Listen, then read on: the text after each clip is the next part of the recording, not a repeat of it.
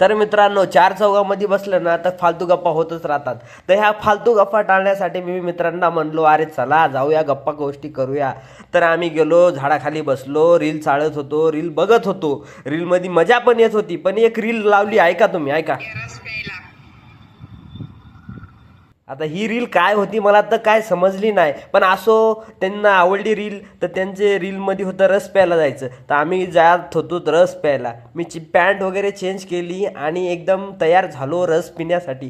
तुम्ही म्हणत असताना रस पिण्यासाठी एवढं तयार होणं काय गरजेचं नाही, पण नाही ना भाई, आपण जाणार म्हणजे ताईटच जाणार. विषय का घेतलं मग एका बारक्याला आणि गेलो आणि कॅमेरामॅनला तिथंच सोडलं. कॅमेरामॅनला दरवेळेस तिथंच सोडणार, सोडणार म्हणजे सोडणार. निघलो हायवेला होता ट्रॅफिक जाम भावांनो.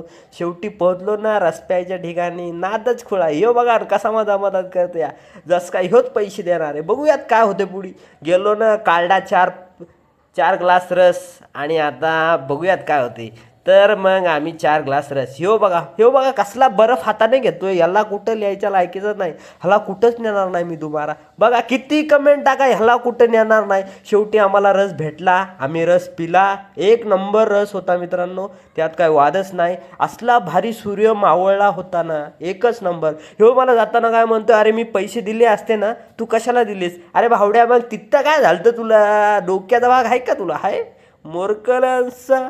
हे बघा कसली ट्रॅफिक आहे मित्रांनो.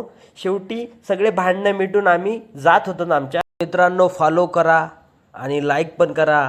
चला तर मग बाय.